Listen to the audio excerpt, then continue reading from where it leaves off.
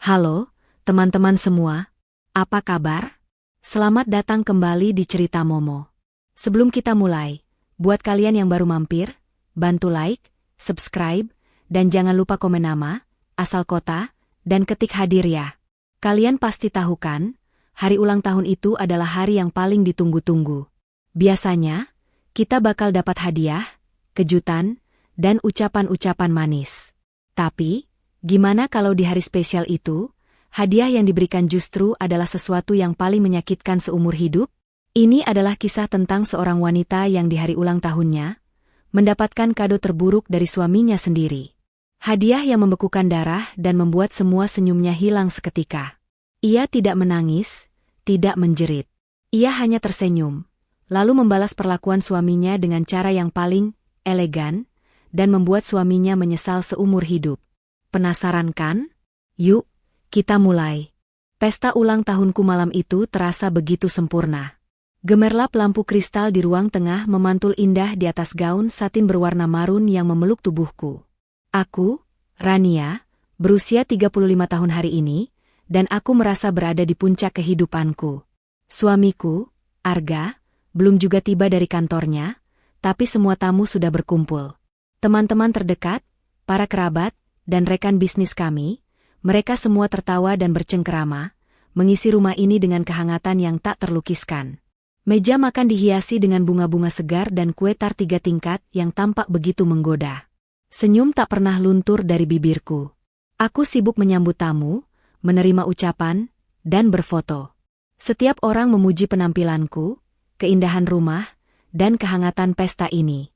Rania, kau sangat beruntung punya suami seperti Arga, bisik salah satu temanku, Maya, sambil memegang tanganku. Dia bekerja keras hanya untuk membahagiakanmu. Kalimat itu bagai sihir, membuat senyumku semakin lebar. Ya, aku memang beruntung. Arga adalah suami yang sempurna. Pengusaha sukses, tampan, dan selalu memperlakukanku seperti ratu.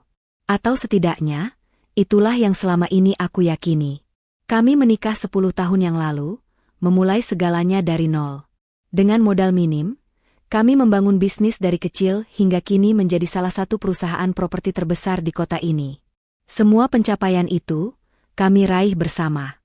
Atau, lebih tepatnya, aku yang merintis dan Arga yang mengelolanya. Aku adalah otak di balik semua ide, sementara dia adalah wajah perusahaan di mata publik. Tepat pukul 9 malam, saat aku mulai merasa lelah dan berharap bisa segera memotong kue, pintu utama terbuka. Sosok Arga muncul di sana. Dia mengenakan jas mahal yang pas di tubuhnya, rambutnya ditata rapi, dan senyumnya terlihat aneh. Itu bukan senyum hangat yang biasa dia berikan padaku. Ini adalah senyum dingin, misterius, yang membuat hatiku berdebar tak nyaman. Maaf aku terlambat, ucapnya dengan suara tenang, namun tanpa nada penyesalan sedikit pun. Tatapan matanya tidak mencerminkan kehangatan, seolah-olah dia sedang melihat orang asing. Para tamu menyambutnya dengan sorak-sorai. Arga dengan anggun menghampiriku, memberikan pelukan singkat yang terasa hambar. Selamat ulang tahun, sayang, bisiknya, suaranya pelan dan menusuk. Ia mencium keningku, tapi ciuman itu terasa seperti ucapan selamat tinggal, bukan ucapan cinta. Tiba-tiba, ia mengulurkan sebuah kotak kecil berwarna biru tua dengan pita perak yang rapi. Kotak itu ukurannya tidak biasa untuk sebuah perhiasan. Tidak ada merek brand ternama yang tertera di sana. Kotak itu terlihat polos dan tanpa daya. Ini kado dariku, katanya, nada suaranya datar. Aku tahu kau pasti akan menyukainya.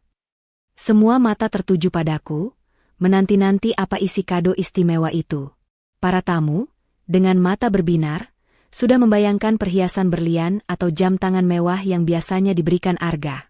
Aku menerima kotak itu dengan tangan gemetar. Perasaan tidak enak semakin kuat mencengkeram. Aku menatap mata Arga, mencari kehangatan yang hilang, tapi yang kutemukan hanya kehampaan yang dingin. Aku perlahan membuka kotak itu. Mata para tamu terbelalak, bukan karena takjub, melainkan karena keheranan. Di dalam kotak itu, bukanlah perhiasan. Bukan pula jam tangan. Yang ada hanyalah amplop putih, dilipat dengan sangat rapi, dengan tulisan namaku di atasnya. Apa ini, Arga? Tanyaku, suaraku nyaris tak terdengar. Arga tersenyum. Senyum itu tidak sampai ke matanya, justru membuat sorot matanya semakin tajam. Silakan dibuka, katanya, dan pahami baik-baik. Para tamu saling berbisik. Apa itu? Sebuah surat cinta? Mengapa di dalam kotak kado? Bisikan-bisikan itu membuat suasana menjadi kaku. Aku mencoba tersenyum, meyakinkan diriku sendiri bahwa ini hanyalah lelucon. Mungkin Arga sedang mencoba hal baru. Mungkin di dalam surat ini, ia menuliskan kata-kata romantis yang akan membuatku tersentuh. Namun, saat aku membuka lipatan surat itu, mataku memindai setiap baris tulisan. Kepalaku terasa kosong. Jantungku berdetak kencang, memompa darah dengan kecepatan yang membuatku pusing. Itu bukan surat cinta. Itu adalah dokumen hukum. Di bagian atas, tercetak jelas, surat pernyataan perceraian. Isinya mencantumkan namaku dan nama Arga. Mencantumkan alasan-alasan yang begitu dangkal, menyebutkan ketidakcocokan dan perbedaan visi. Aku merasakan napas tertahan di tenggorokanku. Gaunku, yang semula terasa mewah, kini bagai beban yang menekan pundakku. Aku mengangkat wajah, menatap Arga yang masih tersenyum. Senyum itu kini terasa seperti sebuah ejekan, sebuah kemenangan. Ia telah merencanakan ini. Sejak awal, ia sudah tahu apa yang akan terjadi. Ulang tahunku, hari spesialku, ia jadikan panggung untuk mengumumkan kehancuranku. Di depan semua orang yang mengenalku, di depan semua orang yang iri pada kehidupanku yang sempurna, ia menghancurkan semuanya. Selama ini, aku telah menutup mata. Aku berpura-pura tidak melihat ketika ia pulang terlambat dengan aroma parfum wanita lain di bajunya. Aku berpura-pura tidak mendengar ketika ia berbisik-bisik di telepon, memanggil seseorang dengan panggilan sayang yang bukan namaku. Aku mengira, itu hanyalah godaan yang tidak berarti. Aku percaya, ia akan kembali padaku. Aku percaya, kami punya cerita yang lebih besar dari sekadar perselingkuhan murahan. Tapi surat ini membuka mataku lebar-lebar. Ini bukan perselingkuhan biasa. Ini adalah sebuah pengkhianatan yang dingin, yang sudah terencana. Tanganku masih memegang surat itu. Aku tidak menangis. Aku tidak menjerit. Aku hanya diam. Keheningan tiba-tiba menyelimuti ruang pesta. Para tamu menatapku dengan tatapan bingung, khawatir, dan sebagian lagi, penuh gosip. Arga, yang menyadari keheningan itu, mengambil mikrofon dan berdeham. Maaf, teman-teman, katanya dengan nada dibuat-buat. Ada sedikit kejutan pribadi. Mari kita lanjutkan pestanya. Rania, kenapa kamu diam saja? Ayo kita potong kue. Kata-katanya begitu lancang, begitu menghina. Dia seolah-olah ingin menunjukkan kepada semua orang bahwa aku baik-baik saja, padahal ia baru saja menusukku. Aku menatapnya. Dengan senyum yang paling tenang yang pernah aku berikan, aku melipat kembali surat itu. Aku memasukkannya kembali ke dalam kotak kecil itu, dan aku letakkan kotak itu di atas meja. Ya, Arga, jawabku, suaraku mantap dan tanpa getaran. Tentu saja. Mari kita potong kuenya. Aku melangkah ke arah kue, mengambil pisau perak, dan dengan senyum palsu yang sempurna, aku memotong kue ulang tahunku. Semua orang bertepuk tangan. Arga berdiri di sampingku, tersenyum bangga, seolah-olah ia telah memberikan hadiah terbaik di dunia. Tapi dalam hati, aku tidak merasakan apapun kecuali kemarahan yang membakar. Kemarahan yang dingin, yang tidak perlu diungkapkan dengan tangisan. Kemarahan yang akan menjadi bahan bakar untuk balas dendam yang paling pahit. Aku menatap Arga. Otakku bekerja dengan cepat, memproses semua aset yang kami miliki. Semua perusahaan, properti, investasi, dan rekening bank. Sebagian besar dari semua itu adalah hasil dari ide-ideku, hasil dari keringatku. Aset yang ia banggakan di depan semua orang, yang membuatnya terlihat kaya dan sukses, sebenarnya adalah hasil kerja kerasku. Aku tidak akan membiarkannya pergi begitu saja. Ia telah memilih untuk mengakhiri pernikahan ini dengan cara yang paling kejam. Maka, aku akan membalasnya dengan cara yang paling elegan. Aku akan membuatnya menyesal seumur hidup. Saat para tamu mulai menyantap kue, aku pamit sebentar ke kamar. Aku tidak menangis, tidak menjerit. Aku hanya duduk di depan cermin, menatap pantulan diriku sendiri. Wanita yang baru saja dihancurkan. Tapi di mataku, aku melihat sesuatu yang lain. Aku melihat seorang pejuang. Seorang ratu yang baru saja kehilangan kerajaannya, dan kini siap merebut kembali tahtanya. Aku mengambil ponselku dan mengirim pesan singkat kepada pengacaraku, Dika. Tolong siapkan semua dokumen untuk penarikan semua aset. Segera. Besok pagi. Tidak ada air mata, tidak ada kata-kata caci maki. Hanya ada satu misi di kepalaku. Misi untuk membuat Arga, suamiku, mantan suamiku, menjadi miskin dan menyesal selamanya. Ia ingin perceraian? Tentu. Ia akan mendapatkannya. Tapi ia juga akan mendapatkan kehancuran yang tak pernah ia duga. Malam itu, di tengah pesta ulang tahun yang meriah, tak ada yang tahu bahwa di balik senyumku yang sempurna, aku sedang merancang sebuah kehancuran. Aku akan menuntut hakku kembali, dan aku akan membuat Arga membayar mahal atas semua pengkhianatannya. Pagi itu, matahari menembus tirai kamarku, menyinari seluruh ruangan. Burung-burung berkicau riang di luar, seolah tak ada yang berubah dari hari kemarin. Namun, aku tahu segalanya sudah berbeda. Di sampingku, di tempat tidur yang sama, Arga masih tertidur pulas. Ia tampak begitu damai, seolah malam itu hanyalah pesta biasa, dan hadiah yang ia berikan hanyalah lelucon yang cepat dilupakan. Aku tidak bisa menahan diri untuk tidak menatapnya.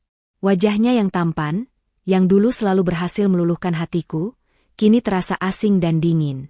Aku bertanya pada diriku sendiri, berapa banyak kebohongan yang disembunyikan di balik ketenangan wajah itu? Aku bangkit dari tempat tidur tanpa membuat suara. Aku melangkah ke kamar mandi, membersihkan diri, dan bersiap-siap. Tidak ada air mata. Tidak ada kegelisahan. Sejak malam itu, emosiku seolah mati rasa, digantikan oleh sebuah tekad baja yang membara di dalam diriku. Aku mengenakan setelan blazer berwarna krem, memoleskan sedikit riasan, dan menata rambutku menjadi sanggul rapi. Penampilanku harus sempurna. Aku tidak boleh terlihat seperti wanita yang baru saja dihancurkan. Aku harus terlihat seperti seorang ratu yang baru saja memenangkan perang. Setelah Arga bangun dan sarapan, ia menatapku dengan heran. "Kau tidak marah?" tanyanya, suaranya dipenuhi rasa ingin tahu. Aku tersenyum. "Untuk apa? Kau sudah memberikan surat itu, jadi kupahami isinya baik-baik." "Jadi?" Arga tampak sedikit gelisah. "Kau setuju dengan perceraian ini?" "Tentu saja," jawabku. "Kenapa tidak?" Wajah Arga terlihat lega, tapi juga sedikit kecewa. Ia mungkin berharap aku akan memohon, menangis, atau membuat keributan. Reaksiku yang tenang ini mungkin membuatnya berpikir bahwa ia tidak terlalu berarti bagiku. Bagus. Biarkan ia berpikir begitu. Aku tidak akan memberinya kepuasan itu. Setelah Arga berangkat ke kantor, aku langsung menaiki mobilku menuju kantor pengacaraku, Dika. Perjalanan terasa singkat karena pikiranku terus berputar. Mengapa Arga melakukan ini? Apa ia tidak menyadari bahwa semua yang ia miliki, semua yang ia banggakan, sebenarnya adalah hasil kerja kerasku? Aku masih ingat jelas, 10 tahun lalu, saat kami baru memulai. Aku adalah seorang sarjana arsitektur lulusan terbaik, dengan ide-ide brilian dan jaringan yang luas. Arga hanyalah seorang pebisnis pemula yang punya sedikit modal dan ambisi besar, namun tanpa ide yang jelas. Akulah yang merancang setiap proyek, menemukan investor, dan membangun kepercayaan klien. Sementara Arga, dengan pesonanya yang memikat, menjadi wajah perusahaan. Ia lihai dalam presentasi dan negosiasi. Kami adalah tim yang sempurna. Lama-lama, semua aset perusahaan dan bahkan aset pribadi kami, termasuk rumah, mobil, dan properti, terdaftar atas nama Arga. Aku tak pernah memusingkannya. Bagiku, kami adalah satu. Hartanya adalah hartaku. Kami adalah pasangan yang saling melengkapi. Oh, betapa bodohnya aku. Aku tidak pernah membayangkan bahwa kepercayaan sebesar itu akan menjadi senjata yang menusukku dari belakang. Setibanya di kantor Dika, ia sudah menungguku. Ia tampak khawatir, melihat tatapan kosong dari matanya. "Rania, saya tidak menyangka," ucapnya lirih. Aku menggelengkan kepala. Jangan khawatir. Saya baik-baik saja. Dika menatapku, matanya memancarkan rasa kagum. Kamu sangat tenang. Saya sudah siapkan dokumen-dokumen yang kamu minta. Aku membuka tas tanganku, mengeluarkan sebuah flash drive. Ini adalah salinan semua data keuangan, properti, dan investasi kita. Mulai dari rekening pribadi, rekening perusahaan, dan aset-aset tidak bergerak. Semuanya sudah saya siapkan. Dika mengambil flash drive itu dengan tatapan tak percaya. Ia tahu betapa sulitnya mengumpulkan semua data ini. Bagaimana kamu bisa? Aku adalah otak perusahaan, Dika. Aku tahu setiap rupiah yang masuk dan keluar, jawabku santai. Saat kita menikah, Arga bersikap sangat manis. Ia selalu berkata, sayang, semua ini milik kita. Semua atas nama kamu. Tapi, aku yang terlalu bodoh, tidak menyadari jika semua aset penting justru atas namanya. Tiba-tiba, Dika terdiam. Ia tampak mengamati sesuatu. Rania, apakah kamu yakin ini benar? Selama ini, aset-aset properti dan rekening investasi yang kita kelola, memang atas nama kamu, tetapi ada beberapa aset yang tidak kamu ketahui atas nama kamu. Aku mengangkat alisku. Apa maksudmu? Ada beberapa aset properti yang kamu tidak tahu dan tersembunyi di dalam data ini. Aset-aset ini terdaftar atas nama kamu, tetapi Arga tidak pernah memberitahumu. Aset-aset ini, sebagian besar, tidak pernah terdaftar atas nama perusahaan, tetapi atas nama kamu. Dugaanku, Arga sudah mempersiapkan ini sejak lama. Mungkin dia ingin melarikan diri dengan semua aset ini. Mungkin dia tidak pernah mau kamu tahu. Jadi, kamu ingin mengatakan, ada beberapa aset yang Arga tidak tahu. Dika mengangguk. Ya, aset-aset yang ia sembunyikan darimu justru membuat ia terperangkap. Mendengar itu, aku tidak bisa menahan senyum. Bagus. Sangat bagus. Sekarang, kita mulai. Rencanaku sangat sederhana. Aku akan menarik semua aset yang terdaftar atas namaku, termasuk aset-aset yang tersembunyi. Dika akan mengurus semua dokumen dan mengirimkannya ke bank dan lembaga terkait. Aku akan memastikan semua transaksi dilakukan secara diam-diam. Sepanjang hari, aku sibuk. Dika menelepon bankir kami, broker investasi, dan agen properti. Aku menandatangani tumpukan dokumen. Setiap tanda tanganku adalah pukulan telak untuk Arga. Aku tahu, ia tidak akan menyadarinya sampai semuanya sudah terlambat. Ia terlalu sibuk dengan wanita lain, terlalu bangga dengan statusnya sebagai pengusaha sukses, hingga ia lupa bahwa kesuksesan itu dibangun di atas tanganku. Selama ini, aku telah menjadi sosok yang tak terlihat. Ia adalah wajah, aku adalah otak. Ia yang menerima pujian, aku yang bekerja di balik layar. Aku yang mengelola semua keuangan, memastikan bisnis tetap berjalan, sementara ia sibuk dengan urusan di luar sana. Aku menatap jam di pergelangan tanganku. Pukul 2 siang. Ini adalah saat yang paling krusial. Aku mengirimkan perintah terakhir kepada Dika. Tarik semua dana dari rekening perusahaan yang terdaftar atas namaku. Pindahkan ke rekening pribadi. Dika menatapku dengan tatapan takjub. Rania, itu bisa membuat perusahaan kolaps dalam sekejap. Aku tahu, jawabku, suaraku datar. Tapi itu yang harus dilakukan. Tapi, apa kamu tidak memikirkan reputasi? Atau reputasi? Aku tertawa getir. Reputasi apa lagi yang aku miliki? Dika? Arga sudah menghancurkannya. Ia ingin aku hancur, jadi aku akan memberinya kehancuran. Dika mengangguk. Ia mengerti. Ia segera melakukan apa yang aku minta. Aku menunggu di kantornya. Setiap menit terasa seperti 1 jam. Aku membayangkan wajah Arga saat ia mencoba mengakses rekeningnya, dan tidak menemukan apapun. Aku membayangkan kebingungannya saat ia mencoba menghubungi manajer bank dan diberitahu bahwa semua dana sudah ditarik. Aku membayangkan kemarahannya, kepanikannya. Semua sudah selesai, Rania, kata Dika, suaranya dipenuhi kekaguman dan juga sedikit ketakutan. Semua aset sudah aman. Aset properti pun sudah berpindah ke pemilikan. Arga bahkan tidak bisa menyentuhnya lagi. Aku mengangguk. Aku tidak merasakan kemenangan. Yang aku rasakan hanyalah kekosongan. Pernikahan yang aku bangun selama 10 tahun, impian yang kami rajut bersama, kini hanya tinggal puing-puing. Puing-puing yang siap aku gunakan untuk menghancurkan orang yang merobohkannya. Aku pamit pada Dika dan berjalan keluar dari kantornya. Angin berhembus kencang, menerbangkan beberapa helai rambutku. Aku menatap langit, yang cerah dan biru. Kehidupanku mungkin sedang dilanda badai, tapi aku tahu, aku akan keluar sebagai pemenang. Ia mungkin berpikir aku adalah wanita yang rapuh. Ia mungkin mengira aku akan menangis dan memohon belas kasihan. Tapi ia salah. Aku adalah wanita yang kuat. Ia telah mengambil kebahagiaanku.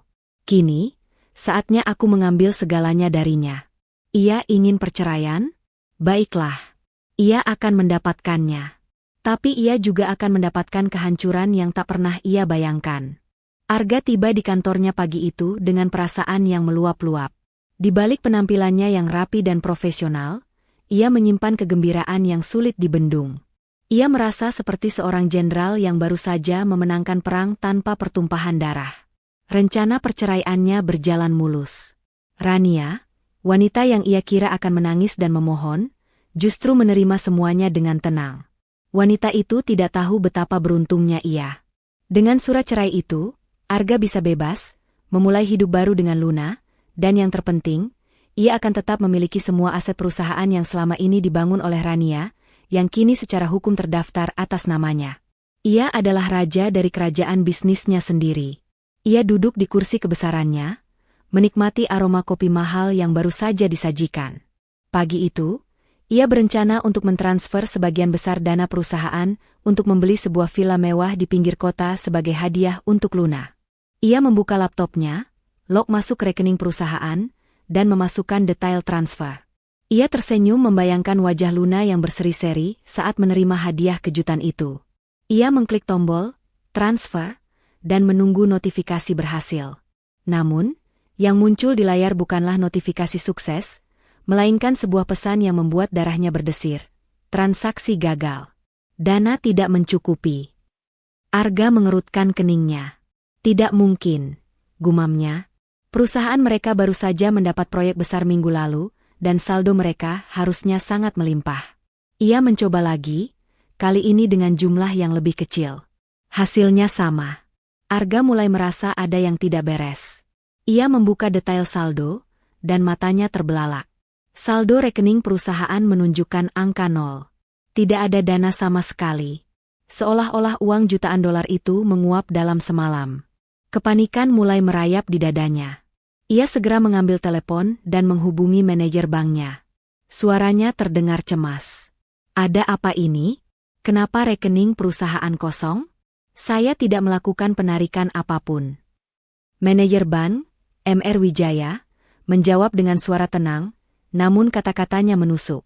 Selamat pagi, Pak Arga. Penarikan dana sudah dilakukan kemarin sore, Pak. Semua dana dari rekening perusahaan sudah ditarik secara penuh oleh Bu Rania, selaku pemilik sah rekening tersebut. Arga merasa seperti petir menyambarnya. Apa? Rania? Itu tidak mungkin. Saya adalah pemilik perusahaan, bukan dia. Maaf, Pak Arga. Sejak awal pendirian perusahaan, rekening utama memang terdaftar atas nama Ibu Rania. Kami sudah mengonfirmasi hal ini dengan dokumen yang sah yang ditandatangani oleh Anda dan Ibu Rania. Penarikan dilakukan atas perintah langsung dari Ibu Rania, dan kami tidak bisa menolak. Panggilan telepon itu berakhir, tapi dunia Arga terasa hancur. Ia tidak bisa bernapas. Ia tidak bisa berpikir. Otaknya kacau. Rania? Bagaimana mungkin? Ia yakin semua aset perusahaan atas namanya. Tapi kenapa rekening utama atas nama Rania? Arga tidak pernah tahu hal ini, karena Rania adalah orang yang mengurus semua keuangan perusahaan. Tangannya gemetar, ia mencoba mengakses rekening pribadi dan investasi lainnya. Namun, lagi-lagi, ia menemukan hal yang sama. Rekening-rekening yang ia kira berisi puluhan juta dolar itu, kini kosong melompong. Aset-aset properti yang ia rencanakan untuk dijual, kini sudah berganti kepemilikan. Yang lebih mengejutkan lagi, bahkan aset-aset properti yang ia sembunyikan dari Rania dan terdaftar atas namanya, kini sudah sepenuhnya berpindah kepemilikan. Arga tidak bisa lagi menahan amarahnya. Ia membanting teleponnya ke meja, lalu menendang kursi kerjanya hingga jatuh. Rania, kau beraninya. Ia mencoba menghubungi Rania berkali-kali, tapi tidak ada jawaban. Arga mulai menyadari bahwa ketenangan Rania semalam bukanlah karena ia pasrah, melainkan karena ia sudah merencanakan ini semua. Kotak biru itu, surat cerai itu semua hanyalah panggung sandiwara untuk memancingnya, untuk membuatnya lengah, sementara Rania dengan kejam menarik semua asetnya di belakang. Dengan tangan gemetar, ia menekan nomor Luna. Ia butuh dukungan, ia butuh seseorang untuk menenangkannya. Luna, semua asetku lenyap. Luna, di seberang telepon, tertawa. Ia berpikir ini adalah lelucon. Apa sih, sayang? Jangan bercanda. Aku tidak bercanda. Semuanya hilang. Rania menarik semua aset perusahaan. Rekening-rekeningku kosong. Suara Luna langsung berubah menjadi dingin. Apa? Apa maksudmu kosong? Uang yang kau janjikan untuk membeli villa itu? Atau apartemen yang akan kau belikan untukku? Luna, tolong, kita bisa memulainya lagi. Kita bisa mencari cara. Luna memotong perkataannya. Mulai lagi? Dengan apa? Dengan tangan kosong? Arga, aku tidak punya waktu untuk drama seperti ini. Aku bersamamu karena kau adalah pria sukses. Aku bersamamu karena kau bisa memberiku segalanya. Sekarang, kau tidak punya apa-apa. Tapi, Luna, jangan hubungi aku lagi, Arga. Aku tidak mau berhubungan dengan pria miskin. Luna berkata dengan suara tajam, lalu menutup teleponnya. Arga menjatuhkan ponselnya, kepalanya terasa pusing. Pengkhianatan Rania saja sudah cukup buruk. Tapi pengkhianatan dari Luna, wanita yang ia cintai, menghancurkannya. Ia seperti sedang berada di dasar jurang, sendiri, tanpa ada yang bisa menolong. Di sisi lain kota, di sebuah apartemen mewah yang baru dibelinya dengan uang hasil penarikan aset dari rekening perusahaan, Rania duduk di balkon, menyesap teh hangat. Di sampingnya, Dika tersenyum. Semua berjalan sesuai rencana, Rania. Arga sudah mulai panik. Perusahaan mereka, perusahaanmu, akan segera kolaps. Semua investor akan mundur, dan ia akan kehilangan segalanya. Bagus, jawab Rania, suaranya tenang dan datar. Ia terlalu sombong. Ia pikir aku tidak tahu apa-apa. Ia pikir semua usahaku akan ia dapatkan begitu saja. Tapi, apa kamu yakin dengan semua ini? Tanya Dika, matanya memancarkan kekhawatiran. Kamu tidak hanya menghancurkannya, kamu juga menghancurkan perusahaan yang kamu bangun dengan tanganmu sendiri. Rania menatap Dika. Aku tidak pernah menghancurkan perusahaanku, Dika. Aku hanya memindahkannya. Perusahaan ini, yang akan segera aku bentuk dengan nama yang baru, adalah perusahaanku. Perusahaan Arga hanyalah sebuah cangkang kosong yang akan runtuh. Ia akan membayar mahal atas semua pengkhianatannya. Rania tidak lagi merasakan sakit hati. Yang ada di hatinya kini hanyalah rasa puas yang dingin. Ia membayangkan Arga yang panik, mencoba mengumpulkan kembali puing-puing kehidupannya yang hancur. Ia membayangkan Luna yang meninggalkannya begitu saja, karena ia tidak punya apa-apa lagi. Dunia yang Arga bangun dengan kebohongan, kini ia hancurkan dengan kebenaran yang kejam. Ia tidak akan memberinya kesempatan untuk bangkit. Ia akan memastikan Arga menjadi miskin dan menyesal selamanya. Ia akan menuntut perceraian di pengadilan, dan ia akan meminta sebagian kecil dari aset yang tersisa dari Arga, yang kini tidak ada apa-apanya, hanya untuk menyempurnakan rencana balas dendamnya. Senja mulai menyelimuti kota. Langit berubah menjadi jingga, warna yang sama dengan gaun yang ia kenakan semalam. Di balkonnya, Rania merasa seperti sedang menonton sebuah film. Film tentang kehancuran, tentang karma, dan tentang seorang wanita yang bangkit dari abu untuk merebut kembali kehidupannya.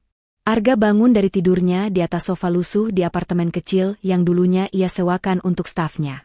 Ia tidak lagi bisa tidur di rumah mewah yang dulu ia miliki.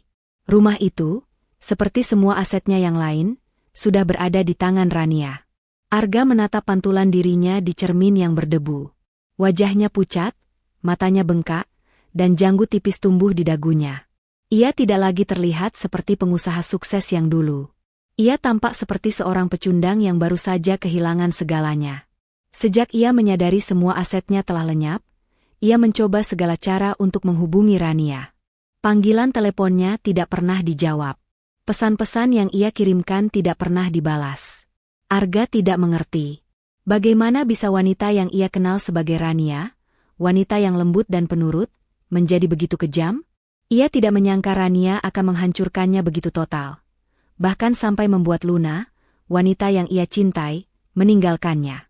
Tadi malam, Arga sudah berusaha menemui Rania di apartemen mewahnya, tetapi penjaga apartemen itu melarangnya masuk. Arga bahkan sampai memohon kepada penjaga itu, tetapi penjaga itu tetap melarangnya masuk. Arga merasa sangat terhina. Kini, Arga hanya bisa menunggu. Menunggu panggilan dari Rania. Menunggu kabar. Apapun itu. Pagi ini, Arga mengenakan setelan jas terbaiknya yang masih tersisa, meskipun sudah kusut. Ia akan menghadapi Rania di ruang sidang untuk sidang perceraian pertama mereka. Ia berharap, di sana, ia bisa berbicara dengan Rania, memohon ampun, dan mungkin, jika ia beruntung, Rania akan mengembalikan sebagian kecil dari asetnya. Arga berjalan gontai, seolah-olah seluruh energinya telah habis. Di sisi lain, Rania tiba di pengadilan dengan mobil mewah yang baru dibelinya. Ia mengenakan setelan blazer berwarna biru tua, yang memancarkan aura kepercayaan diri dan kekuasaan.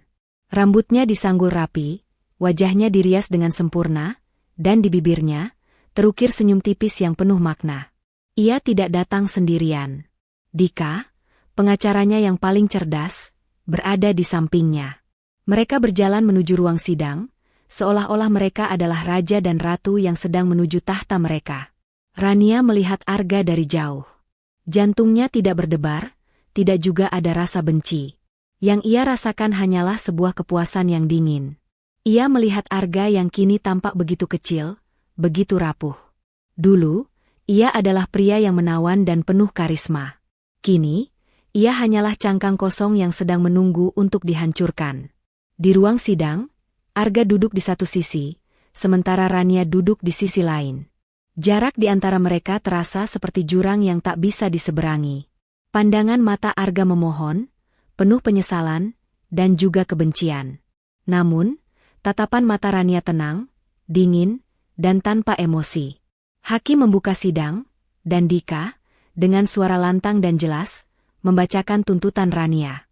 Yang mulia, klien saya, Rania, mengajukan gugatan cerai atas dasar pengkhianatan dan ketidaksetiaan. Lebih dari itu, kami mengajukan tuntutan untuk pemenuhan hak-hak klien saya, yang selama ini telah direnggut secara tidak adil. Apa maksud Anda? Tanya pengacara Arga, seorang pria parubaya yang tampak bingung. Semua aset yang dimiliki Pak Arga adalah hasil kerja kerasnya. Ibu Rania tidak punya hak atas semua itu. Dika tersenyum sinis. Maaf, tetapi Anda keliru. Bukti-bukti yang kami miliki menunjukkan bahwa seluruh aset properti, saham, dan bahkan rekening bank utama perusahaan, secara sah atas nama Ibu Rania. Kami sudah mengajukan bukti-bukti ini ke pengadilan, dan kami juga sudah menarik semua aset tersebut. Wajah Arga berubah menjadi pucat pasi. Ia tidak pernah menyangka Dika akan seberani ini.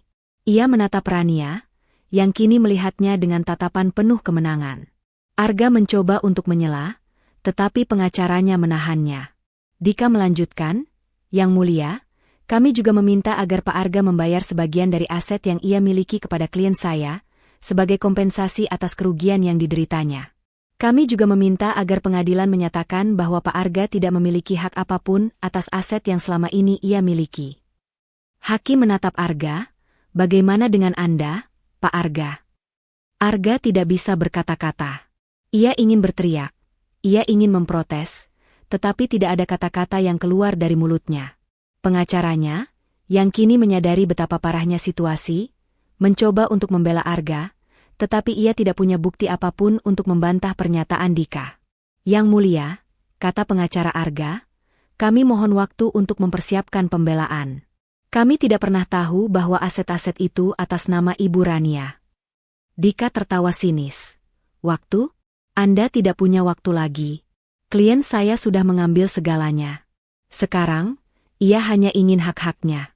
Dan hak-hak itu adalah untuk hidup tenang tanpa kehadiran Anda. Arga menatap Rania. Ia melihat seorang wanita yang ia tidak kenali lagi. Wanita yang dulu ia manja-manja, yang ia pikir tidak bisa hidup tanpa dirinya, kini berdiri di sana, menghancurkannya. Ia merasa malu, terhina, dan sangat menyesal. Hakim akhirnya mengumumkan, baiklah, sidang ditunda. Kami akan melanjutkan sidang minggu depan. Rania dan Dika bangkit dari kursi mereka dan berjalan keluar dari ruang sidang. Arga, yang masih shock, hanya bisa menatap punggung Rania. Ia mencoba mengejar, tetapi pengacaranya menahannya. Pak Arga, jangan. Anda harus tenang. Biarkan saya yang urus ini. Tapi Arga tidak bisa tenang. Ia harus berbicara dengan Rania. Ia harus mendapatkan kembali kehidupannya. Ia harus memohon ampun. Ia berlari keluar dari ruang sidang, mencari Rania.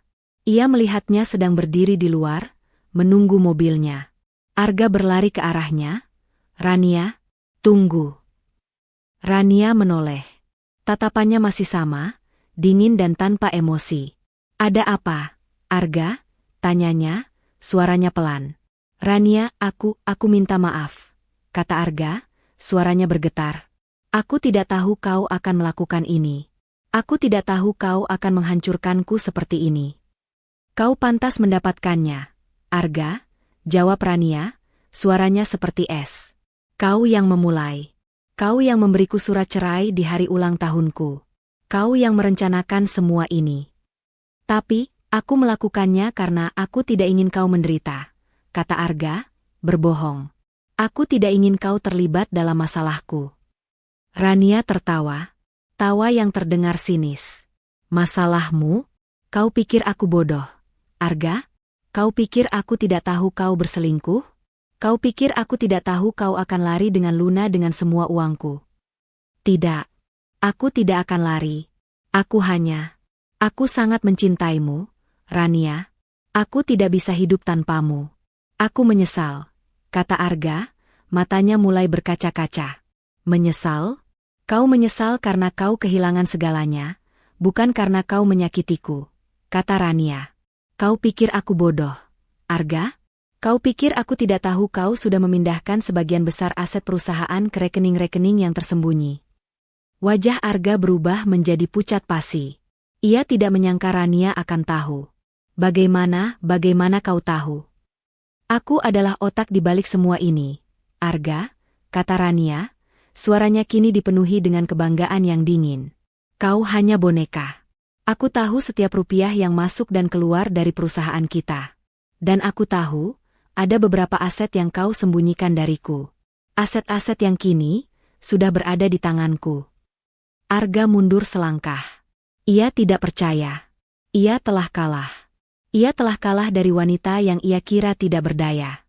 Ia telah kalah dari wanita yang ia bodoh-bodohi selama ini. Sekarang, kata Rania, suaranya tenang, kau tidak punya apa-apa lagi. Kau miskin, kau sendirian, dan kau akan menyesal selamanya. Ini adalah karma yang kau dapatkan karena telah menghancurkanku. Sebuah mobil mewah berhenti di depan mereka. Rania membuka pintunya dan masuk ke dalam. Ia menatap Arga untuk terakhir kalinya, matanya dipenuhi dengan kepuasan.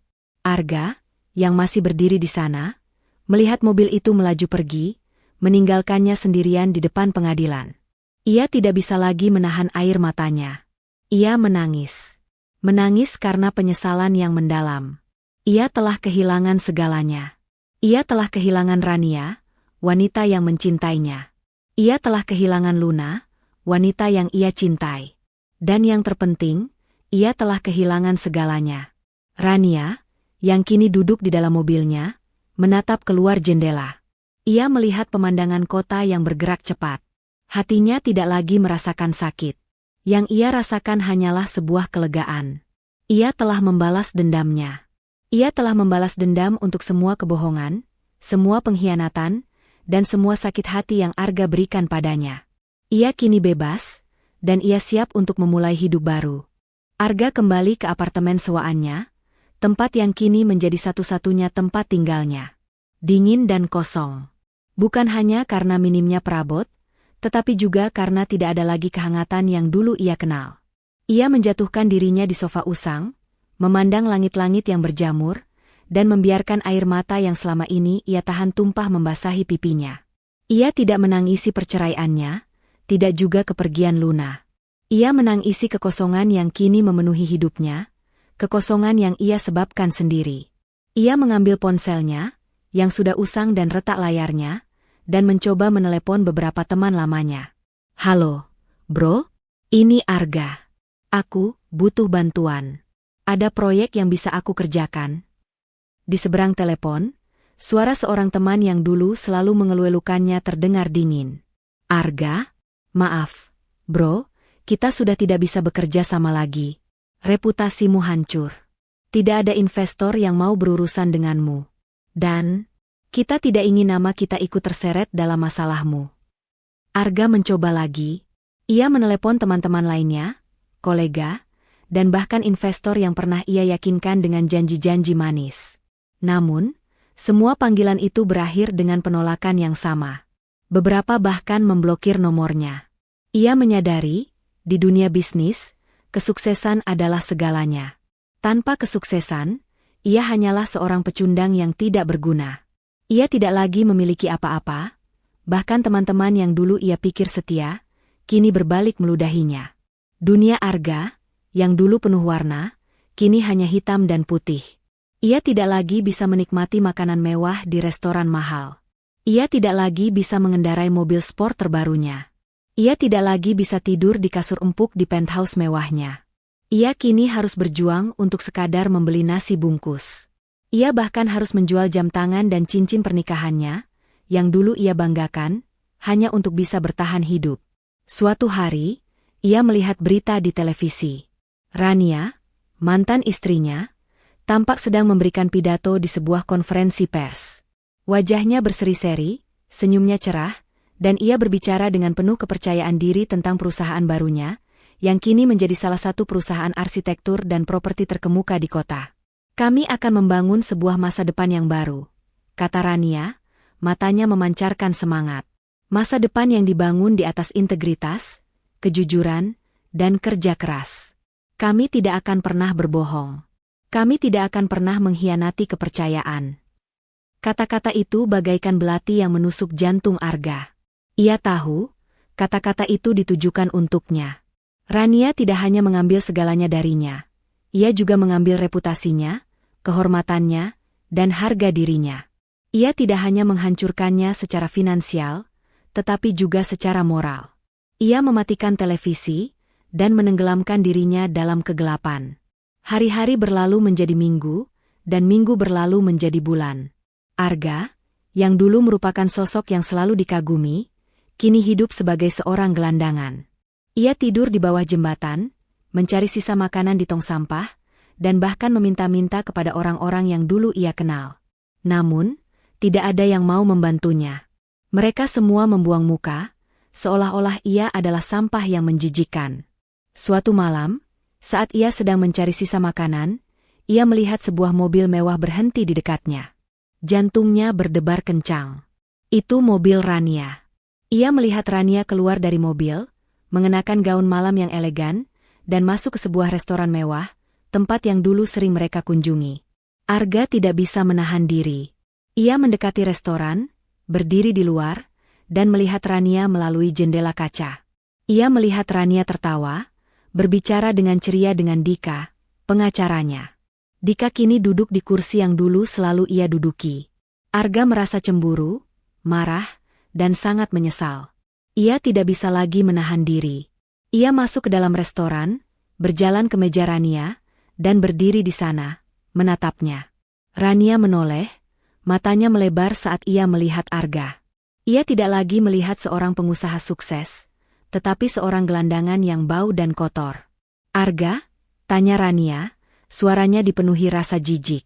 "Rania, aku?" kata Arga, suaranya serak. Aku butuh bantuan. Aku tidak punya apa-apa lagi. Dika menatap Arga dengan tatapan muak. Arga, Anda tidak punya hak untuk berada di sini. Pergi sebelum saya panggil keamanan. Rania, tolong aku menyesal, kata Arga, matanya mulai berkaca-kaca. Aku minta maaf. Aku tidak tahu kau akan melakukan ini. Melakukan apa? Tanya Rania, suaranya dingin. Melakukan apa yang seharusnya aku lakukan? Mengambil kembali apa yang menjadi milikku? Mengambil kembali kehidupanku yang kau hancurkan? Aku tidak bermaksud seperti itu, kata Arga, suaranya bergetar. Aku sangat mencintaimu, Rania. Aku butuh kamu. Rania tertawa. Tawa yang terdengar pahit. Mencintaiku? Kau tidak pernah mencintaiku, Arga. Kau hanya mencintai uangku. Kau hanya mencintai posisimu sebagai pengusaha sukses.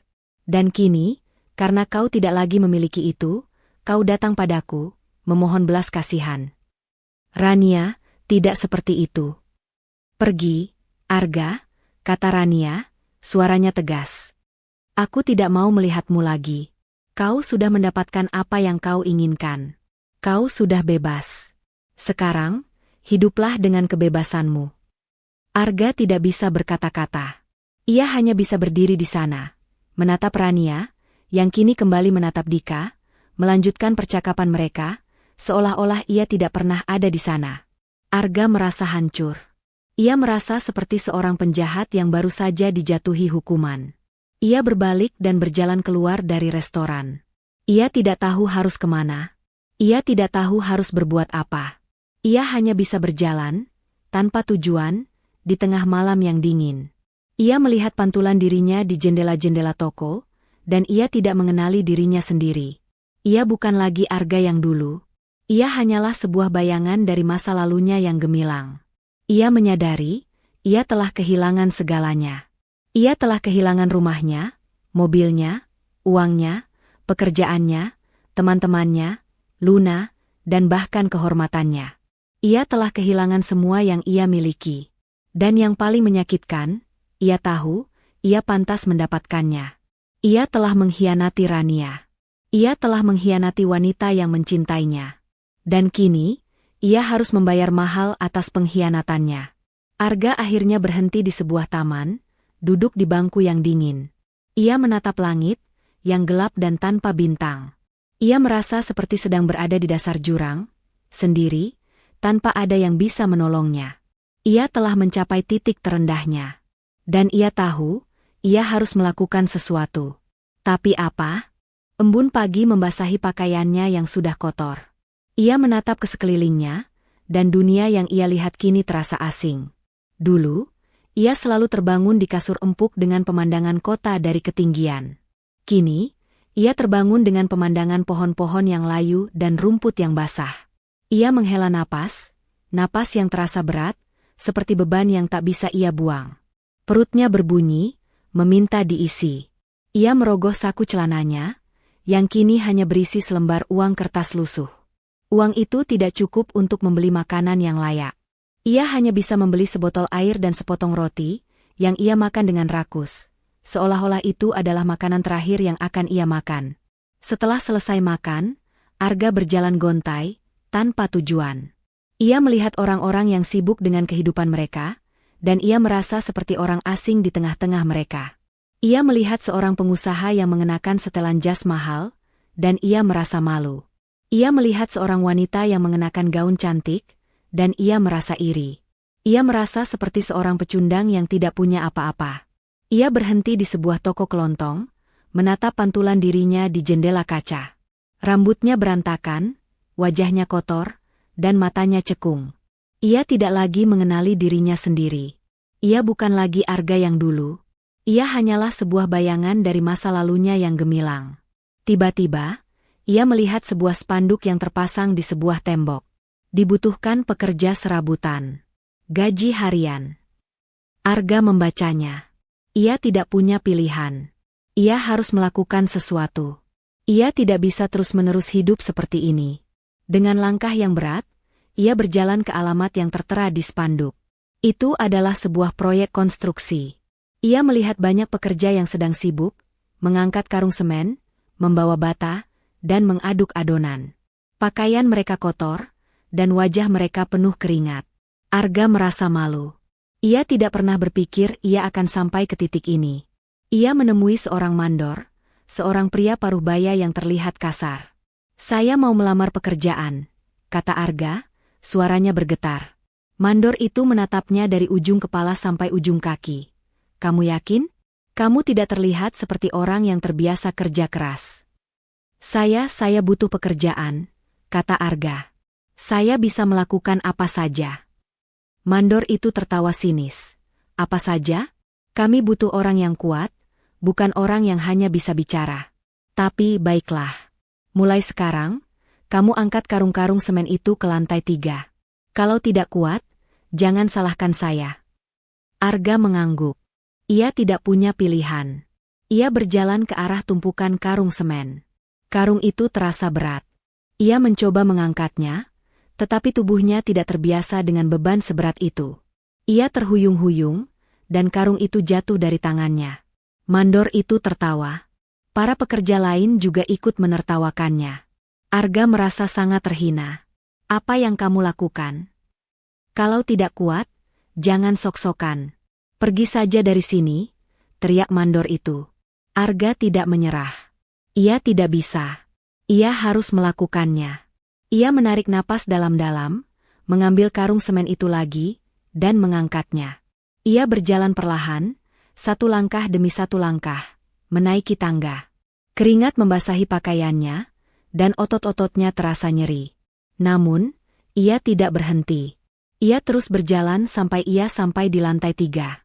Setelah ia menurunkan karung semen itu, ia merasa sangat lelah. Ia menjatuhkan dirinya di lantai, terengah-engah. Seorang pekerja lain, seorang pria tua yang bernama Pak Ahmad, mendekatinya. "Kamu baik-baik saja, Nak?" tanyanya, suaranya lembut. Arga mengangguk. Saya baik-baik saja." "Kamu tidak terbiasa dengan pekerjaan seperti ini, kan?" kata Pak Ahmad. "Kamu harus istirahat. Jangan terlalu memaksakan diri." Arga menatap Pak Ahmad, matanya dipenuhi dengan rasa terima kasih. Pak Ahmad adalah orang pertama yang memperlakukannya dengan baik sejak ia kehilangan segalanya. "Terima kasih," kata Arga. "Tidak apa-apa," kata Pak Ahmad sambil tersenyum. "Dulu saya juga seperti kamu. Orang kota yang terbiasa dengan kenyamanan. Tapi, hidup ini tidak bisa ditebak. Kadang kita di atas, kadang kita di bawah. Yang penting, kita harus terus berjuang." Kata-kata Pak Ahmad bagaikan air sejuk yang membasahi hati Arga yang kering. Ia tidak lagi merasa sendiri. Ia merasa, di tengah semua kesulitan ini, masih ada orang yang peduli padanya. Malam itu, setelah seharian bekerja keras, Arga kembali ke apartemen sewaannya. Ia merasa sangat lelah, tetapi di hatinya, ada sedikit rasa puas. Ia telah mendapatkan uang pertamanya setelah sekian lama. Uang yang ia dapatkan dari keringatnya sendiri. Ia mengambil teleponnya, dan mencoba menelepon ibunya. Ibunya sudah lama tidak menghubunginya sejak ia mendengar kabar tentang perceraiannya. Arga merasa malu. Ia tidak tahu harus berkata apa. "Halo, Ibu?" tanyanya, suaranya serak.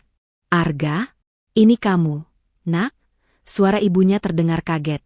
"Ibu meneleponmu berkali-kali, tapi tidak pernah dijawab." "Maaf, Bu. Aku sibuk," kata Arga, berbohong. "Sibuk? Sibuk apa?" "Ibu dengar, kamu sudah tidak punya apa-apa lagi." Suara ibunya terdengar sedih.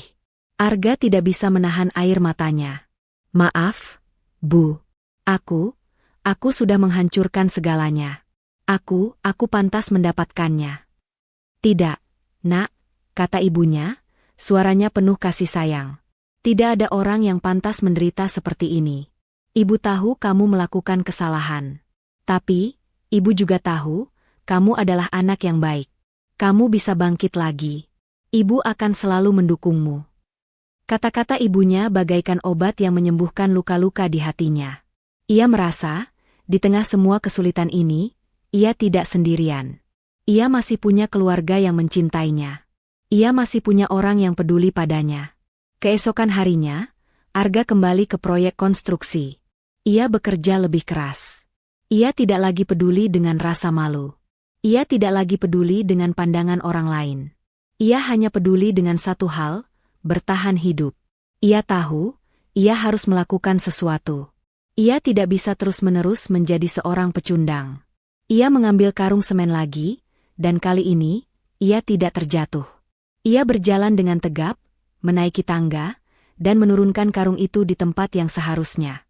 Mandor itu melihatnya, dan senyum kecil terukir di bibirnya. Pak Ahmad mengangguk padanya, dan para pekerja lain, yang dulu menertawakannya, kini melihatnya dengan tatapan hormat. Arga kini tahu, kehancuran bukanlah akhir dari segalanya. Kehancuran adalah awal dari sebuah babak baru. Ia telah kehilangan segalanya, tetapi ia telah menemukan sesuatu yang lebih berharga. Kekuatan untuk bangkit dari abu. Ia kini siap untuk memulai hidup baru. Arga bangun lebih awal dari biasanya. Bukan karena dering alarm mahal, melainkan karena suara bising truk pengangkut material yang lewat di jalanan. Dinginnya embun pagi masih menempel di jendela apartemen sewaan kecilnya yang berdebu. Punggungnya masih terasa pegal, dan lengannya kaku akibat mengangkat karung semen seharian penuh kemarin. Namun, kali ini, rasa sakit itu terasa berbeda. Bukan lagi rasa sakit yang membuat ia ingin menyerah, melainkan rasa sakit yang memberinya alasan untuk terus berjuang. Arga menatap cermin yang retak. Wajahnya kini tidak lagi bersih dan terawat. Kulitnya menghitam karena terjemur matahari, dan tangannya kasar, penuh kapalan. Namun, di matanya, ada sesuatu yang berbeda. Ada tekad, ada harapan, dan ada semangat yang tidak pernah ia rasakan sebelumnya, bahkan saat ia berada di puncak kesuksesannya. Saat itu, yang ia miliki hanyalah uang dan kesombongan. Kini, ia hanya memiliki dirinya sendiri, dan ia sadar, itu lebih dari cukup. Ia memakai pakaian kerjanya, yang sudah usang dan penuh noda, dan berjalan menuju proyek konstruksi. Ia berjalan dengan tegap, tidak lagi menunduk seperti di hari-hari sebelumnya. Di sana, Pak Ahmad sudah menunggunya. "Pagi, Nak," sapa Pak Ahmad, matanya dipenuhi dengan senyum tulus. "Semangat sekali hari ini." Arga membalas senyumnya. "Iya, Pak. Saya harus. Ada banyak hal yang harus saya selesaikan." Mereka mulai bekerja. Arga kini sudah terbiasa dengan pekerjaan berat. Ia mengangkat karung semen, membawa bata, dan mengaduk adonan dengan cekatan. Ia tidak lagi mengeluh. Ia hanya fokus pada pekerjaannya. Ia bekerja keras, dan ia menyadari, ada kepuasan yang tidak bisa dibeli dengan uang. Kepuasan yang ia rasakan setiap kali ia menyelesaikan pekerjaannya. Di saat jam istirahat, Pak Ahmad mengajaknya makan. "Ini, Nak," katanya sambil menyerahkan nasi bungkus. "Makanlah. Kamu butuh energi." Arga menerimanya dengan senang hati. "Terima kasih banyak, Pak." Saat mereka makan, Pak Ahmad menceritakan kisah hidupnya. Ia adalah seorang mantan tukang kayu yang terpaksa beralih profesi karena usia. Ia bercerita tentang istri dan anak-anaknya yang kini tinggal di desa. Ia bercerita tentang betapa berharganya kejujuran dan kerja keras. "Hidup ini seperti membangun rumah, Nak," katanya. "Butuh fondasi yang kuat, dan butuh kesabaran. Jangan pernah menyerah, meskipun badai datang." Kata-kata Pak Ahmad bagaikan fondasi baru yang ia butuhkan. Arga merasa, ia tidak hanya belajar untuk bertahan hidup, tetapi juga belajar untuk menjadi manusia yang lebih baik. Ia belajar untuk menghargai orang lain, untuk bersyukur, dan untuk tidak sombong. Sore itu, setelah seharian bekerja keras, Arga berjalan pulang. Ia merasa sangat lelah, tetapi hatinya ringan. Ia melihat sebuah kafe kecil di pinggir jalan. Kafe itu tampak ramai, dan ia melihat seorang pria parubaya, yang ia kenal sebagai Pak Budi, seorang investor yang dulu pernah ia tolak. Arga merasa malu. Ia ingin menghindarinya, tetapi Pak Budi sudah melihatnya. "Arga, ini kamu?" tanyanya, suaranya dipenuhi dengan rasa terkejut. "Pak Budi, selamat sore," kata Arga, suaranya bergetar. Pak Budi menatap Arga dari ujung kepala sampai ujung kaki. Ia melihat Arga yang kini tampak kotor dan usang. "Apa yang terjadi denganmu, Arga? Saya sedang mencoba hal baru, kata Arga, berbohong. Pak Budi tersenyum. Hal baru? Mengangkat karung semen? Kamu tidak perlu berbohong, Arga. Aku sudah mendengar semuanya. Tentang Rania, tentang perceraianmu, dan tentang kebangkrutanmu. Aku tidak menyangka kamu akan jatuh sejatuh ini. Arga menunduk, merasa malu. Saya pantas mendapatkannya, Pak Budi. Pak Budi menatap Arga dengan tatapan yang dalam. Tidak, Arga. Kamu tidak pantas. Kamu hanya butuh pelajaran. Dan aku melihat, kamu sudah mendapatkannya. Pak Budi menepuk pundak Arga. Dulu, kamu menolak tawaranku. Kamu bilang, proyekku terlalu kecil untukmu. Tapi kini, aku melihat kamu. Kamu tidak lagi sama. Kamu sudah berubah. Aku melihat kesederhanaan, dan aku melihat kerendahan hati. Aku melihat seorang pejuang. Pak Budi mengeluarkan sebuah kartu nama dari sakunya. Datanglah ke kantorku besok. Aku punya pekerjaan untukmu. Ini bukan pekerjaan yang glamor, tapi ini adalah sebuah kesempatan. Kesempatan untuk memulai lagi. Kesempatan untuk membuktikan bahwa kamu tidak hanya bisa membangun gedung, tetapi juga bisa membangun kembali dirimu sendiri. Arga menatap kartu nama itu, matanya berkaca-kaca. Ia tidak bisa berkata-kata. Ia hanya bisa mengangguk dan mengucapkan terima kasih. Keesokan harinya, Arga datang ke kantor Pak Budi. Ia mengenakan setelan jas terbaiknya yang masih tersisa, meskipun sudah kusut. Ia tidak lagi merasa malu.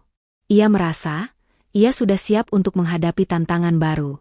Pak Budi menyambutnya dengan senyum. Masuk, Arga. Kita bicara di dalam.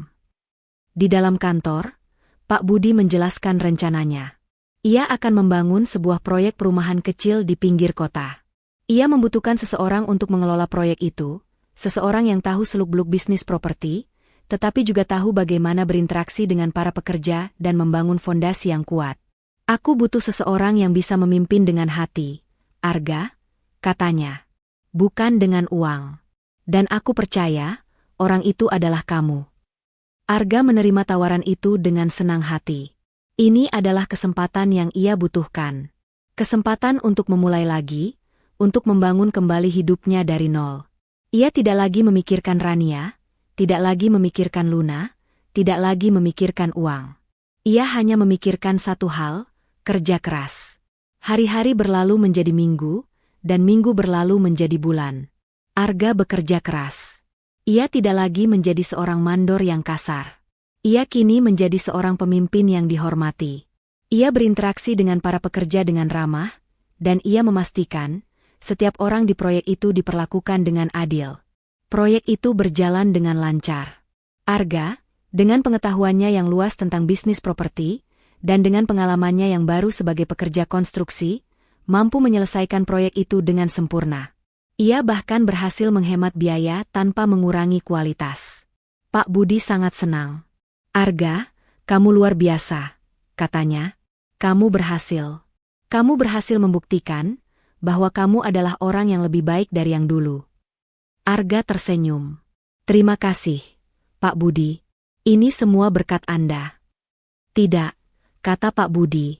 Ini semua berkat dirimu sendiri. Kamu yang memilih untuk bangkit.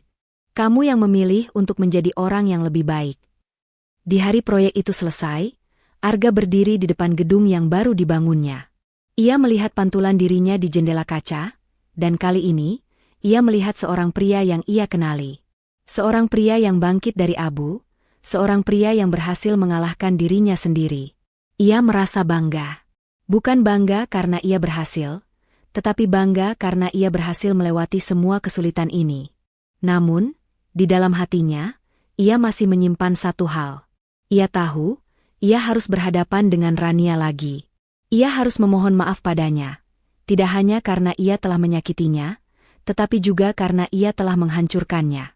Ia tahu, ia harus menunjukkan padanya, bahwa ia adalah orang yang berbeda. Ia adalah orang yang lebih baik. Malam itu, ia mengambil ponselnya. Ia membuka media sosial dan mencari nama Rania. Ia melihat foto-foto Rania yang sedang berpidato di sebuah acara. Rania kini menjadi sosok yang sangat sukses. Seorang wanita yang menginspirasi banyak orang. Arga tidak lagi merasa iri. Ia merasa bangga. Bangga karena ia pernah menjadi bagian dari hidupnya. Dan ia tahu, suatu saat nanti, ia akan berhadapan dengannya lagi. Pagi yang cerah menyambut Arga di depan gedung pencakar langit megah yang ia kenal betul. Gedung itu adalah markas besar PT Cipta Propertindo, perusahaan properti yang dulu ia pimpin dengan tangan besi.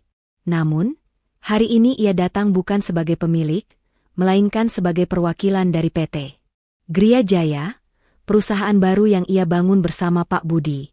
Jantungnya berdebar, bukan karena takut, melainkan karena perpaduan antara nostalgia, rasa bangga, dan sedikit kegugupan. Di lobi yang dulu selalu ia lalui dengan angkuh, kini ia berdiri sebagai orang yang lebih rendah hati, tapi dengan kepala tegak. Ia mengenakan setelan jas sederhana namun rapi, yang ia beli dari uang hasil kerja kerasnya. Tidak ada lagi merek-merek mewah, tidak ada lagi kilauan jam tangan mahal. Ia datang untuk presentasi final proyek kolaborasi besar antara PT Gria Jaya dan PT Cipta Propertindo. Proyek ini, yang ia pimpin dari awal, telah mengubah pandangan Pak Budi terhadapnya dan kini akan menjadi fondasi baru bagi perusahaannya. Selama berbulan-bulan, ia bekerja siang dan malam. Ia tidak hanya merancang dan mengawasi, tetapi juga ikut turun ke lapangan, memastikan setiap detailnya sempurna. Ia belajar berinteraksi dengan para pekerja, memahami tantangan dari bawah, dan itu memberinya perspektif yang tak pernah ia miliki sebelumnya. Saat memasuki ruang rapat, suasana formal yang dingin menyambutnya. Di meja panjang, duduk beberapa direktur yang dulu sangat ia kenal. Wajah-wajah mereka menunjukkan campuran antara rasa terkejut, penasaran, dan sedikit cibiran. Namun, di ujung meja, duduklah sosok yang menjadi fokus utama perhatiannya. Seorang wanita yang mengenakan setelan blazer putih gading, rambutnya disanggur rapi, dan wajahnya memancarkan aura profesionalisme dan kekuatan. Dialah Rania. Rania terlihat lebih cemerlang dari yang pernah Arga lihat. Matanya tajam, penuh percaya diri, dan senyum itu kini adalah milik seorang pemenang, bukan lagi senyum seorang istri yang rapuh. Ia menatap Arga, bukan dengan kebencian, melainkan dengan tatapan yang sulit dibaca. Ada sedikit kilatan, mungkin sebuah pengakuan, tetapi ia menyembunyikannya dengan sangat baik. "Selamat datang, Tuan Arga," kata Rania. Suaranya terdengar tenang dan formal. "Silakan mulai presentasi Anda." Arga mengangguk. "Selamat pagi, Nyonya Rania, dan para direktur. Saya di sini hari ini mewakili PT Gria Jaya untuk mempresentasikan proposal final kami." Presentasi dimulai. Arga menjelaskan setiap detail proyek dengan penuh keyakinan. Ia berbicara tentang inovasi, efisiensi, dan keberlanjutan. Namun yang paling penting, ia berbicara dengan hati. Ia menjelaskan bagaimana proyek ini tidak hanya akan menghasilkan keuntungan, tetapi juga akan menciptakan komunitas yang lebih baik. Ia berbicara tentang pentingnya fondasi yang kuat, baik dalam bangunan maupun dalam kehidupan. Kata-kata itu terdengar tulus, keluar dari pengalaman pahitnya sendiri.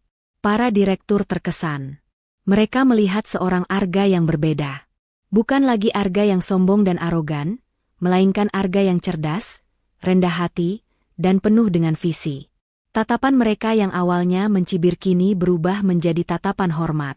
Selama presentasi, Rania hanya diam, mengamati setiap gerak-gerik Arga. Wajahnya tidak menunjukkan emosi, tetapi Arga bisa merasakan tatapannya. Tatapan itu menelanjangi dirinya, menembus setiap lapisan kepalsuan dan menemukan kebenaran di dalam dirinya. Ia tahu, Rania melihat semua perubahan yang terjadi pada dirinya. Dan untuk pertama kalinya, Arga tidak merasa malu. Setelah presentasi selesai, Rania angkat bicara. "Presentasi yang sangat mengesankan, Tuan Arga.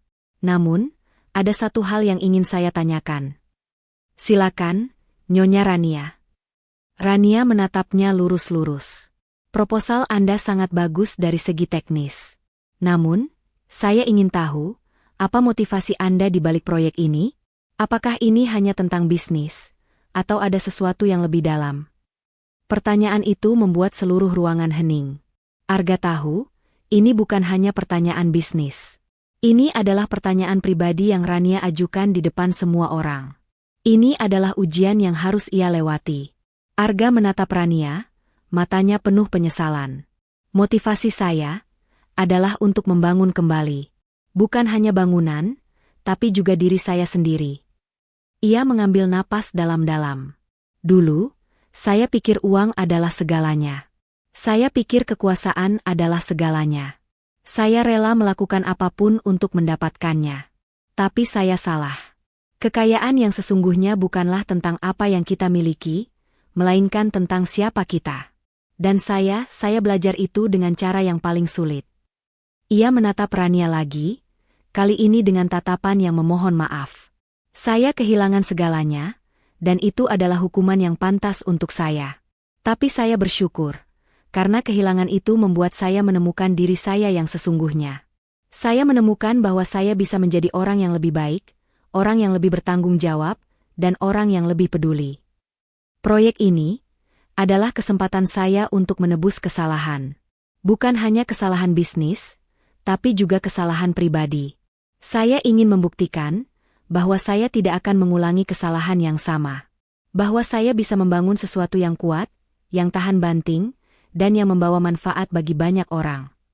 Rania tetap diam. Ia tidak menjawab, tidak juga menunjukkan ekspresi. Ia hanya menatap Arga, dan Arga tahu, ia telah mengatakan semua yang perlu ia katakan. Para direktur terdiam, terpukau oleh kejujuran Arga. Mereka tidak pernah menyangka, pria yang dulu mereka kenal sebagai sosok yang angkuh dan sombong, kini bisa berbicara dengan begitu tulus. Baik, kata Rania, setelah hening yang terasa begitu panjang. Kami akan mempertimbangkan proposal Anda. Rapat pun ditutup. Para direktur dan staf keluar ruangan, meninggalkan Arga dan Rania berdua. Suasana canggung menyelimuti mereka. Kamu terlihat baik, Rania, kata Arga, memecah keheningan. Kamu terlihat sangat sukses. Rania tersenyum tipis. Sama sepertimu. Aku melihat semua yang kamu lakukan. Aku tidak menyangka, kamu akan bangkit secepat ini. Semua itu berkat dirimu, kata Arga, matanya dipenuhi penyesalan. Kamu yang memberiku pelajaran. Rania hanya mengangguk. Aku senang kamu akhirnya mengerti. Rania, aku. Rania mengangkat tangannya, menghentikan Arga. Jangan, Arga. Jangan katakan apa-apa. Kita sudah tidak berada di titik itu lagi. Kita sudah berada di jalan yang berbeda. Aku tahu, kata Arga. Tapi aku hanya ingin meminta maaf. Rania menatapnya. Matanya yang tajam kini melembut. Aku sudah memaafkanmu, Arga. Sejak lama. Aku tidak ingin menyimpan kebencian. Itu hanya akan menyakitiku. Dan aku tidak akan membiarkan itu terjadi. Kata-kata Rania bagaikan pisau yang menembus jantung Arga. Ia tidak pernah menyangka, Rania bisa begitu tegar. Ia tidak pernah menyangka, Rania bisa memaafkannya begitu saja. Ia merasa kosong. Kosong, tapi juga lega. Lega karena ia sudah mengatakan semua yang perlu ia katakan. Rania beranjak dari kursinya, berjalan menuju pintu. Semoga berhasil dengan proyekmu, Arga. Terima kasih, Rania. Dan selamat atas kesuksesanmu. Rania hanya tersenyum, lalu ia keluar dari ruangan. Pintu tertutup, meninggalkan Arga seorang diri. Ia berjalan ke jendela, melihat pemandangan kota di bawah. Ia melihat Rania keluar dari gedung, berjalan ke mobilnya. Rania terlihat sangat bahagia, sangat damai. Arga tersenyum. Ia tahu, Rania adalah pemenang yang sesungguhnya. Arga tidak lagi merasakan kebencian, tidak lagi merasakan penyesalan. Yang ia rasakan hanyalah rasa syukur. Syukur karena ia telah melewati semua ini. Syukur karena ia sudah menjadi orang yang lebih baik. Dan ia tahu, di puncak kesuksesan yang baru ini, ia tidak lagi sendirian. Ia memiliki dirinya sendiri, dan ia memiliki keyakinan bahwa ia bisa membangun apapun yang ia inginkan. Namun, di dalam hatinya, ia tahu, perjalanannya masih panjang. Ia masih harus membuktikan dirinya. Ia masih harus menebus semua kesalahannya. Ia masih harus menemukan kedamaian yang sesungguhnya. Dan ia tahu, suatu saat nanti, ia akan berhadapan dengan Rania lagi. Bukan sebagai rival, tetapi sebagai teman. Rania kembali ke ruangannya setelah pertemuan dengan Arga. Pintu tertutup, memutus segala suara dari luar. Ia melepas blazer putihnya, meletakkannya di kursi, dan membiarkan tubuhnya tenggelam di sofa kulit yang empuk. Wajahnya yang tegar kini tampak lelah. Air mata yang ia tahan sejak tadi akhirnya tumpah, mengalir membasahi pipinya. Tangannya bergetar. Hatinya sakit, bukan karena dendam, melainkan karena melihat Arga yang sekarang.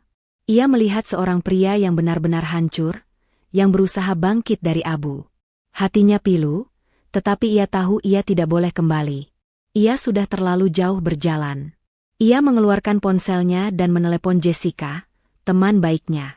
"Jess, aku baru saja bertemu dengannya," ucap Rania dengan suara parau. "Arga? Astaga. Bagaimana bisa?"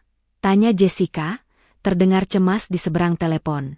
Rania menceritakan semua yang terjadi, dari pertemuan di ruang rapat hingga percakapan pribadi mereka. Dia terlihat sangat berbeda. Bukan lagi Arga yang dulu. Dia meminta maaf. "Dan apa yang kamu rasakan?" tanya Jessica lembut. Aku memaafkannya. Aku tidak tahu kenapa, tapi aku sudah memaafkannya sejak lama. Rasanya seperti sebuah beban besar terangkat dari pundakku. Tapi ini terasa aneh. Aku adalah pemenang, tapi kenapa rasanya sakit? "Itu karena kamu bukan orang yang kejam, Ran," jawab Jessica. "Kamu tidak pernah ingin melihatnya hancur. Kamu hanya ingin dia mengerti betapa salahnya dia. Dan sepertinya, dia sudah mengerti. Aku tahu. Aku bisa melihatnya di matanya. Penyesalan itu tulus. Tapi aku tidak bisa kembali. Aku tidak akan pernah bisa," kata Rania, suaranya dipenuhi tekad. "Aku sudah terlalu bahagia sekarang. Aku sudah membangun hidupku sendiri. Dan aku tidak akan membiarkan masa laluku menghancurkan masa depanku." "Aku tahu itu, Ran," Jessica meyakinkan. "Kamu sudah sangat kuat. Kamu adalah Rania yang baru. Dan aku bangga padamu." Percakapan itu membuat Rania merasa lebih baik. Ia tahu, jalannya sudah benar. Ia tidak akan pernah kembali ke masa lalu, tidak peduli seberapa tulus penyesalan Arga. Ia sudah menemukan kedamaian dan kebahagiaannya sendiri.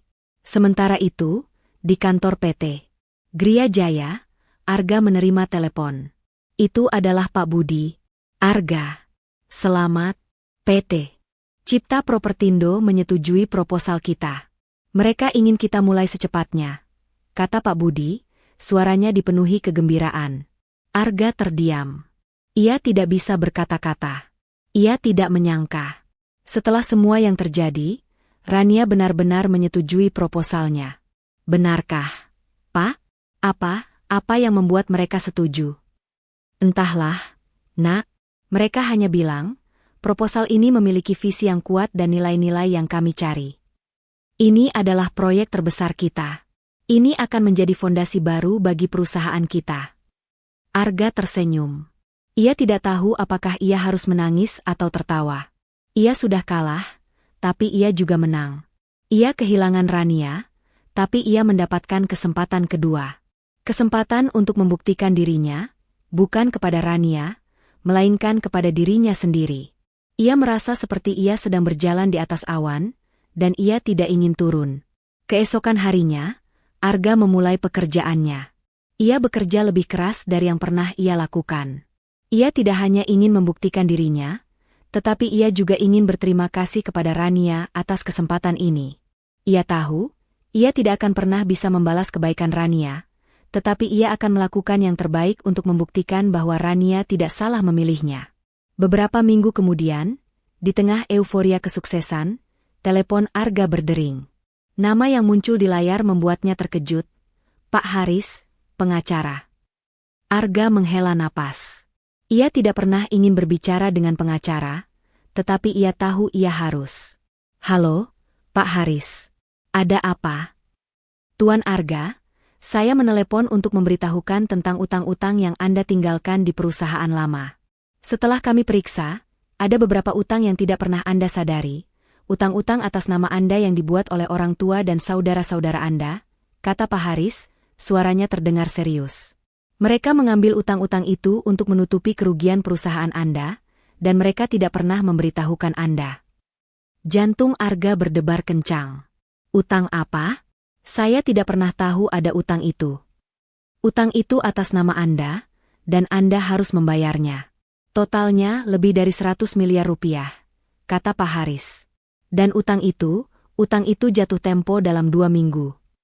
Tubuh Arga terasa lemas. Kepalanya pusing. Ia tidak bisa bernapas. 100 miliar? Itu tidak mungkin. Ia tidak akan pernah bisa membayar utang itu. Ia tidak memiliki uang sebanyak itu. Ia bahkan tidak memiliki aset sebanyak itu.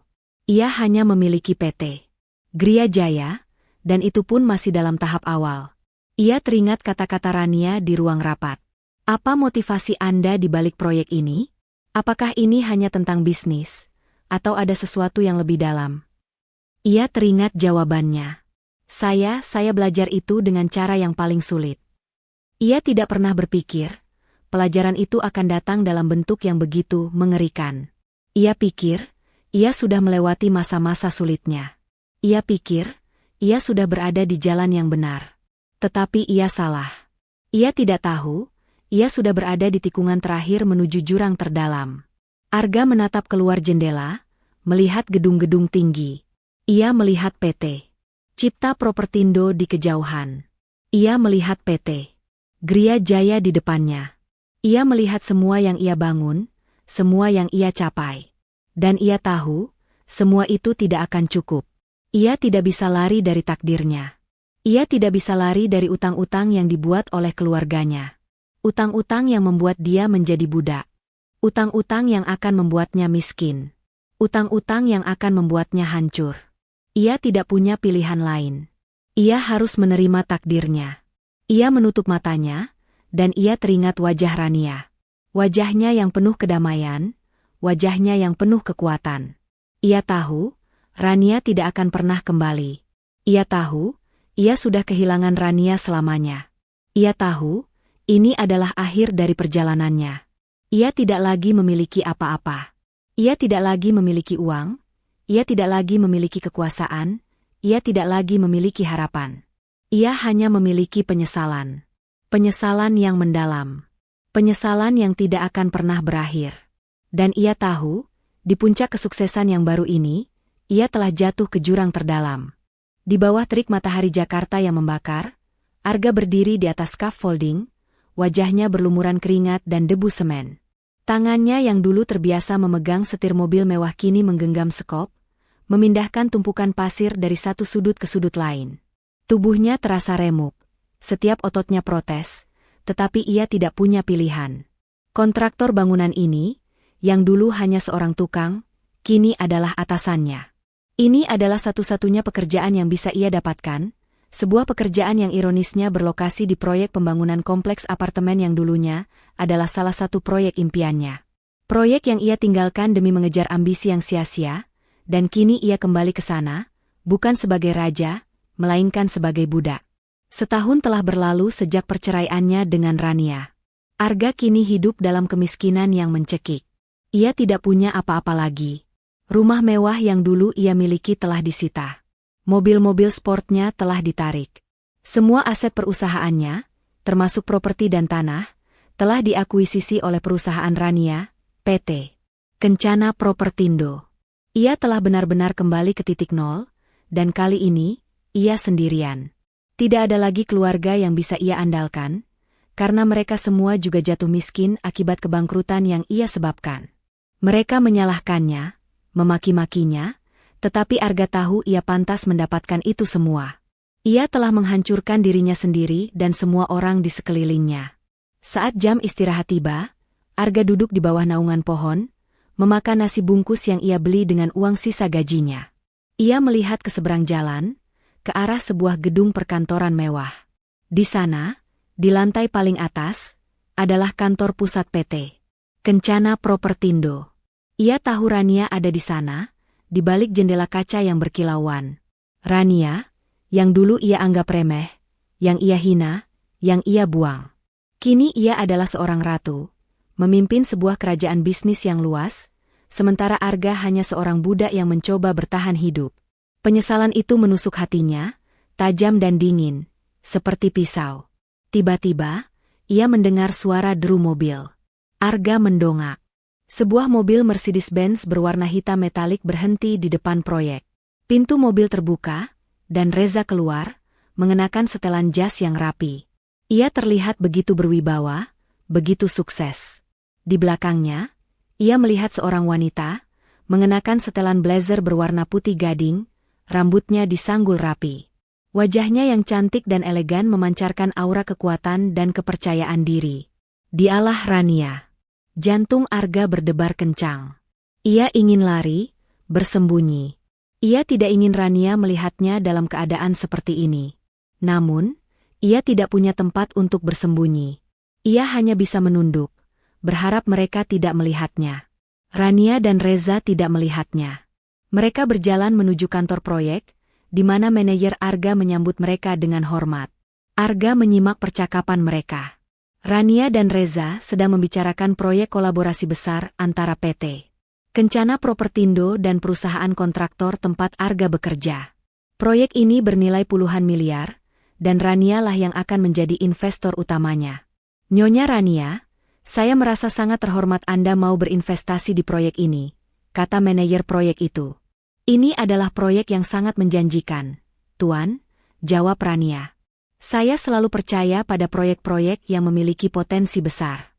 Dan proyek ini, saya yakin, akan menjadi salah satu yang terbesar di Jakarta. Arga mengepalkan tinjunya. Proyek itu adalah ide Arga. Ia yang menemukan lokasi ini, ia yang merancang konsepnya. Namun, ia tidak pernah memiliki modal yang cukup untuk melaksanakannya. Dan sekarang, Rania lah yang akan menuai hasil dari kerja kerasnya. Rasanya seperti ia telah ditipu 2 kali. Setelah percakapan singkat, Rania dan Reza berjalan kembali ke mobil mereka. Saat mereka melewati Arga, mata Rania melirik ke arahnya. Tatapan mereka bertemu. Arga bisa melihat kilatan di mata Rania, bukan kebencian, bukan penghinaan, tetapi kekosongan. Tatapan itu terasa dingin dan jauh, seolah ia sedang melihat seorang orang asing. Tatapan itu mengatakan, "Aku sudah tidak mengenalmu lagi." Rania tidak berhenti. Ia tidak mengatakan apa-apa. Ia hanya berjalan, membuka pintu mobil, dan masuk. Pintu mobil tertutup, dan mobil itu melaju, meninggalkan Arga seorang diri, berdiri di tengah debu dan semen. Ia tahu, Rania telah memenangkan segalanya. Ia telah mengambil semua yang ia miliki, tidak hanya harta, tetapi juga harga dirinya. Dan ia tidak lagi mempedulikan Arga. Ia telah benar-benar melupakan masa lalu. Arga tidak bisa menahan air matanya. Ia jatuh berlutut, wajahnya dipenuhi kesedihan yang tak tertahankan. Ia teringat akan semua kesalahan yang telah ia lakukan. Ia teringat akan Rania yang dulu, yang selalu mencintainya, yang selalu mendukungnya. Dan ia sadar, ia telah kehilangan permata yang paling berharga. Ia telah menukar cinta yang tulus dengan kekayaan yang fana, dan sekarang ia tidak memiliki keduanya. Penyesalan itu datang menghantamnya seperti ombak. Ia tidak akan pernah bisa menebusnya. Ia tidak akan pernah bisa kembali ke masa lalu. Ia akan hidup selamanya dengan penyesalan ini, dengan bayangan Rania yang sukses dan bahagia, sementara ia sendiri terperangkap dalam kemiskinan yang ia ciptakan sendiri. Beberapa tahun kemudian, di sebuah acara peluncuran properti mewah, seorang wanita cantik dan berwibawa berdiri di atas panggung. Ia adalah Rania, CEO PT Kencana Propertindo.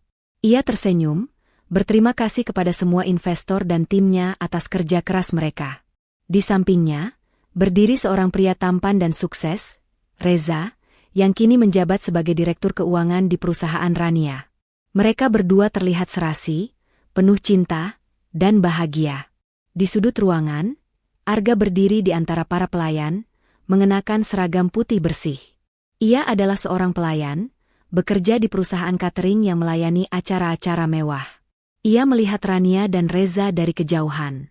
Ia melihat mereka tertawa, berbicara, dan saling bertukar pandang. Ia melihat kebahagiaan yang tidak akan pernah bisa ia miliki lagi. Arga tersenyum pahit. Ia tahu, inilah takdirnya. Ia adalah seorang pelayan, sementara Rania adalah seorang ratu. Ia adalah pecundang, sementara Rania adalah pemenang. Tiba-tiba, seorang pelayan lain menepuk bahunya. Kenapa melamun? Ga? Cepat, bersihkan meja itu. Jangan sampai tuan kita marah. Arga mengangguk. Ia mengambil nampan, berjalan menuju meja yang kosong. Ia tahu, ia akan terus seperti ini, selamanya. Hidup dalam penyesalan, hidup dalam bayangan masa lalu yang indah, yang tidak akan pernah bisa ia miliki lagi. Namun, di dalam hatinya, Arga merasa lega. Ia tidak lagi membenci Rania. Ia tidak lagi membenci dirinya sendiri. Ia hanya bisa menerima takdirnya. Ia tahu, ia pantas mendapatkannya. Ia tahu, ini adalah akhir yang sempurna untuk ceritanya. Akhir yang menyedihkan, tetapi juga adil. Dan ia akan hidup dengan akhir ini, sampai akhir hayatnya.